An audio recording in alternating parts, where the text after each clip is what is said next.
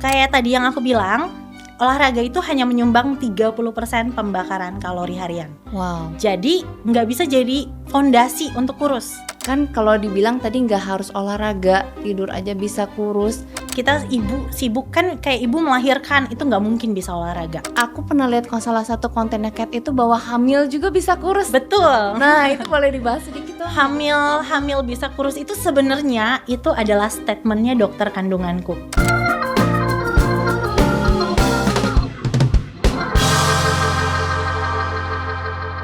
Halo Precious Mom, I'm Jane, your host as Mompreneur di Precious Mom Project. Nah, minggu lalu kita udah bahas kan di podcast sebelumnya bahwa diet itu apa aja yang harus dilakukan. Nah, kali ini kita akan bahas lebih deep lagi, lebih dalam lagi, bahwa katanya nih, kata Kat, bahwa tidur aja bisa kurus. Halo Kat, kita mau bahas ini ya hari ini. Gimana nih caranya supaya saya sebagai pemula bisa sukses diet dan tetap maintain bahwa kesehatan tubuh yang terbaik gitu. Untuk diet yang sukses, kita tuh sebenarnya harus tahu sistem pembakaran kalori. Oke. Sistem pembakaran kalori kita sendiri. Kemana sih, kan harus bilangnya defisit kalori. Kemana defisit kalori itu apa? Iya. Ada yang namanya piramida pembakaran kalori. Itu tuh ada 4 fondasinya. Pertama adalah BMR, itu 60% dari total pembakaran kalori kita harian masuk ke situ. Wow. Terus ada non-exercise activity thermogenesis. Ini tuh adalah kalori yang terbakar ketika kita melakukan aktivitas hari-hari. Itu menyumbang sekitar 10%-an. Terus lalu ada exercise activity thermogenesis, itu juga 15%-an. Dan yang terakhir thermic effect of food. Jadi sebenarnya tubuh kita itu membakar kalori untuk mencerna makanan yang kita makan. Jadi ini harus dikombinasiin. Nah, kenapa aku bilang kalau kurus itu nggak perlu olahraga? Karena olahraga itu hanya menyumbang 30% dari total pembakaran kalori harian. 70%-nya kan disumbang dari BMR dan non-exercise activity thermogenesis. Jadi daripada memaksimalkannya dari olahraga, lebih baik atur dietnya. Apa yang dimakan, berapa banyak yang dimakan, seperti apa pengolahan makanannya, itu penting. Boleh dibahas satu-satu dong ya, supaya saya nih sebagai pemula bisa langsung melakukannya. Oke. Kita perempuan itu kan rata-rata kebutuhan kalori terendahnya itu sekitar 1100 sampai 1500. Dan kebutuhan kalori tertinggi atau TDEE yang sebelumnya aku udah bahas di podcast sebelumnya, kan itu sekitar 1500 sampai 1700 tergantung beratnya olahraga yang dilakukan. Nah, kalau kita mau defisit, kita makan aja seangka BMR. Kan udah pasti defisit, udah di bawah dari kebutuhan kalori tertinggi. Yang 1100 itu ya? Yang 1100 itu kita makan aja segitu, karena pasti udah di bawah TDI. Biasanya itu selisihnya udah 350 sampai 500 kalori. Sehatnya menurut standar gizi itu 350. Dengan makan sesuai BMR, kita udah defisit 350 kalori per hari. Yang artinya untuk turun 1 kilo, 7.700 kalori itu, kita cuma butuh 25 hari konsisten. 25 hari aja? Iya, itu turun 1 kilo tanpa olahraga. Mau banget dong. Iya dong. Dan kalau ada yang bilang mau turun nih 20 kilo, ya hitung aja 1 bulan, anggap aja 1 kilo. Berarti 20 kilo itu sekitar 20 bulan. Itu tuh turun yang sehat ya? Turun yang sehat. Dan stabil? Stabil, nggak akan yoyo diet. Dan satu lagi, kalau kita turunnya perlahan, kulit itu akan ngejar. Akan mengencang juga. Kalau misalnya ada orang ini yang turun 30 kilo atau 20 kilo dalam 3 bulan, benar, bagus sih, dia bisa kurus, tapi kulitnya nggak ngejar ikut kurus, jadi gelambir. Pernah lihat nggak sih orang-orang yang tangannya gelambiran? Nah, kalau perutnya gelambiran. Nah, kalau udah begitu, itu udah nggak bisa ditolong.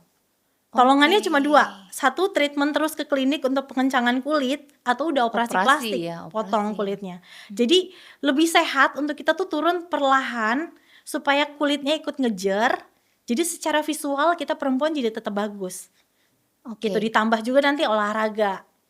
Ada strength training, cardio, dan lain-lain. Kalau yang makanan itu ada kiat-kiatnya nggak nih supaya bisa mulai nih mami-mami kan supaya bisa menyiapkan? Kan kita kalau mau diet harus makan 1100-1200 lah standar kesehatan, minimal 1000. Nah 1000 itu menurut Kementerian Kesehatan harus dibagi sepertiga protein, sepertiga karbo, sepertiga lemak. Oke. Itu harus dipastikan. Tapi kalau aku sendiri, apa yang aku lakukan, aku cenderung lebih suka banyak makan protein. Jadi proteinku tuh aku banyakin. Kenapa? Dia ada banyak faktornya. Iya. Pertama, protein itu sangat bagus untuk pembentukan otot. Otot ya. Jadi kan seluruh tubuh kita itu kan banyaknya dari situ. Jadi dia pembentuk, protein itu pembentuk rambut, pembentuk kulit, pembentuk otot. Kalau kita cukup protein, otomatis rambut nggak akan gampang rontok ya. dan badan juga jadi shaping gitu. Oke. Kedua, thermic effect of food dari protein itu sangat tinggi. Wow. I love it. Jadi contoh, misalnya kita makan protein itu 700 kalori. 700 kalori protein itu thermic effect of food dari protein itu kan sekitar 20-30% dari kalori makanan itu sendiri. Jadi kalau kita makan proteinnya 700 kalori, 200 kalori udah terbakar untuk mencerna protein itu sendiri. Keren banget ya kalau Dan susu protein udah gini, sama. 200 kalori itu sama dengan kardio 45 menit. Wow, kardio yang berat juga ya. Lari Lari. apa gitu. Kalau dari susu protein itu bisa juga nggak? Bisa, Kat? bisa. Atau harus olahraga baru minum susu protein atau sehari-hari oke nggak sih kalau minum susu protein itu? Kalau tujuannya adalah bodybuilding pasti perlu. Tapi kalau aku sendiri cenderung lebih suka ambil dari makanan alami ya. Kenapa Oke. harus susu protein ketika kita bisa dapat dari yang natural? Oke. Telur, ayam, ikan, bahkan toge itu tinggi protein loh. Oh, saya baru tahu toge juga ya. Kebanyakan orang kan kayak di Korea tuh sering banget makan telur-telur itu. Mereka bisa makan sehari berapa tuh? Kayak kalau yang kayak Kalau gitu. sebaiknya Dari kalau telur. kalau telur itu kita makan 3 telur sehari. Oke. Plus kuning telur ya. Jadi jangan dibuang. Kuningnya jangan dibuang. Iya, iya, 3 iya, iya. karena kuning telur itu mengandung lemak omega yang bagus untuk tubuh. Tapi memang kalau berlebihan bahaya. Jadi tetap dimakannya 3. Kalau mau lebih dari 3, misalnya mau makan 5, 6, ya putihnya aja Oke. gitu. Aku lihat ada yang dietnya tuh menyiksa gitu, kayak makan dada ayam sama putih telur di blender semua kayak gini. Kalau dengar dari ceritanya Kat, kayaknya malah bisa enjoyful berarti ya kalau kayak Yang gitu. yang makannya sampai dada ayam dan telur itu biasanya bodybuilding. Oke. Jadi yang ngejar kebutuhan nah gini, kita itu punya kebutuhan protein terendah, kita punya kebutuhan kalori terendah, kita juga punya kebutuhan protein terendah. Kalau yang terendah minimal banget itu 1 gram per kilogram berat badan. Tapi kalau buat kesehatan untuk awet muda itu sekitar 1,5 sampai 2 gram per kilogram berat badan. Bisa awet muda juga. Bisa awet muda. Oke. Kenapa? Karena protein itu membantu proses neokolagenesis dan neoelastinogenesis. Jadi untuk bikin kulit itu bisa lebih lifting. That's why I love it protein. Oke. Gitu. Iya, iya, iya. Wow, luar biasa banget ini sampai kayak banyak informasi yang masuk terus kayak wah, saya harus siapkan apa aja nih gitu.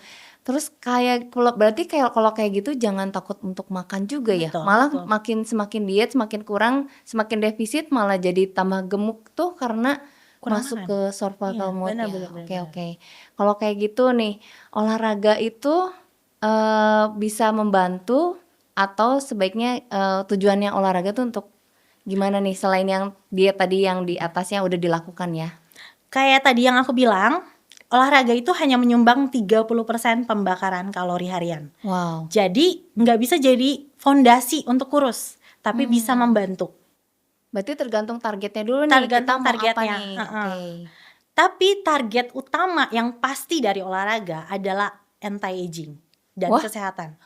Kalau mau awet muda harus olahraga, Aku baru denger. harus strength training, Oke. harus strength training. Seperti apa tuh strength training itu ya? Strength training itu as usual sebenarnya kita angkat beban.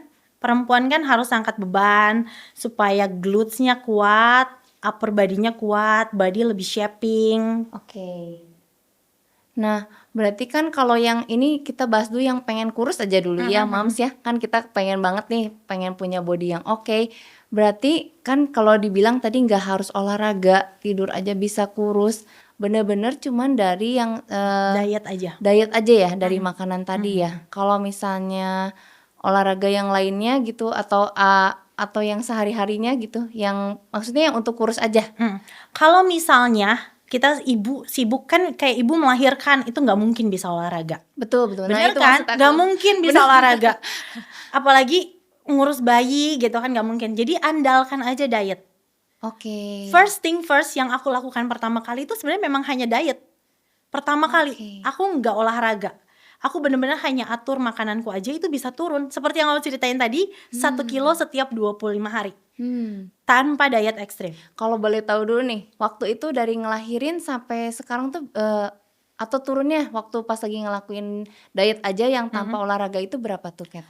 Turunnya kalau total ya, aku tuh turun sampai 17 kilo. Wow. Tapi setelah itu aku naikin lagi karena aku ngerasa kok kayaknya terlalu kurus, nggak oke. Aku perbaharui pengetahuanku dan aku merasa ini nggak oke, jadi aku naikin. Jadi kalau dari setelah hamil ke sekarang itu totalnya cuma sekitar 10 kiloan. Sorry menyimpang sedikit juga nih, karena aku pernah lihat salah satu kontennya Kat itu bahwa hamil juga bisa kurus. Betul. Nah itu boleh dibahas sedikit dong. Hamil bisa kurus itu sebenarnya itu adalah statementnya dokter kandunganku. Wah. I love him. Aku nggak pikir dia mungkin inget aku ya, tapi aku inget banget karena dialah yang pertama kali. Jadi waktu aku hamil, aku direkomendasiin ke dia, terus si dokternya tuh bilang gini, kamu maunya hamil biasa atau hamil cantik kayak artis-artis? Ada ya? Ada dokter gitu. Terus aku, iya dokter, aku mau cantik dong gitu. Iya. Oke, aku aturin ya, kamu harus makan. Jadi dokterku ini di Jakarta by the way, dia ngaturin, kamu dalam 20 minggu kamu boleh naik berapa kilo, 30 minggu kehamilan berapa kilo, 40 minggu kehamilan berapa kilo. Dia yang ngecek, dia yang ngawasin, plus berat janin dia yang ngawasin. Iya. Jadi aku tuh, dan dia juga bantu aturin, kamu harus makan minimal segini, ini yang harus dimakan, ini nggak boleh, ini boleh gitu. Dan aku tuh diawasin bener-bener sama dia. Jadi tiap datang, nih udah kelebihan setengah kilo, dia bilang gitu, kamu stabilin ya gitu. Dan karena berkat didikan beliau selama 9 bulan kehamilan aku makannya sehat, itu jadinya kebawa. Dan setelah hamil, makanya aku nggak naik begitu banyak kan, aku naik tuh sekitar 12 kiloan waktu hamil. Aku pernah denger sih teman aku sampai 40 kilo naik. Nah itu nggak boleh ya, bahaya Iya, loh. hati-hati ya. Karena kan bisa preeklamsia, bisa diabetes, anaknya Iya. juga bisa kena.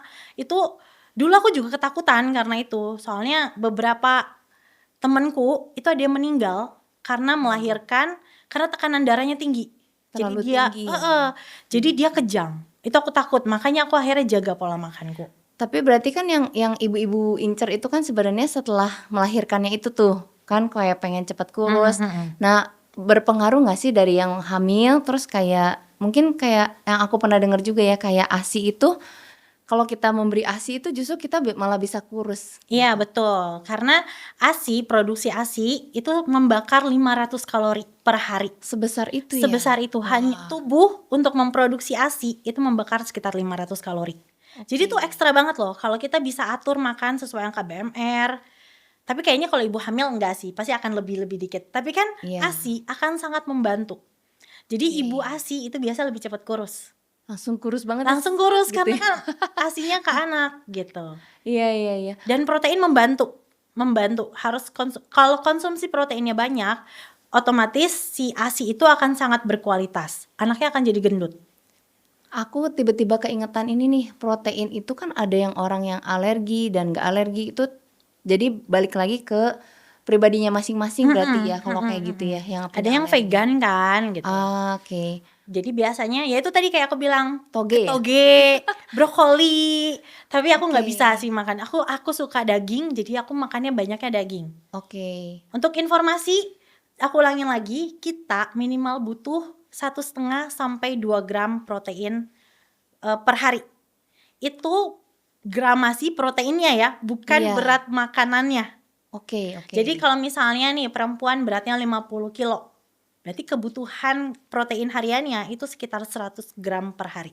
100 gram proteinnya itu ya? 100 gram protein per hari. Dan 100 gram itu ya dibagi aja makanannya. Contoh kayak telur satu telur itu sekitar 7 sampai 8 gram protein.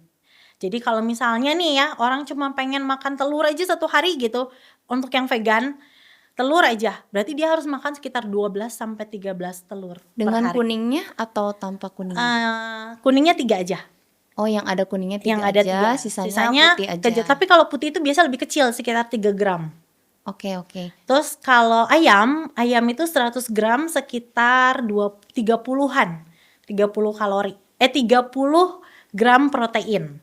Jadi kalau misalnya kita butuh sekitar 100, jadi minimal makan itu 300 gram dada ayam. 300 sampai 400 gram dada ayam. Gitu. Itu minimal dan pasti jadi kurus. Itu tuh yang dipengenin banget ya, bener-bener metodenya luar biasa banget. Dari awal nih kita kan udah ngebahas nih Glow Architecture metodenya itu ada dari diet, terus sekarang masuk ke dietnya yang gimana caranya, terus mau masuk juga ke olahraga. Kita bakal bahas lagi nih di podcast selanjutnya, gimana nih caranya olahraga untuk awet muda bahkan. Jadi kita bisa tetap cantik walaupun dengan olahraga aja. Sampai ketemu di episode selanjutnya. Thank you Precious Moms, bye-bye, saya Jen.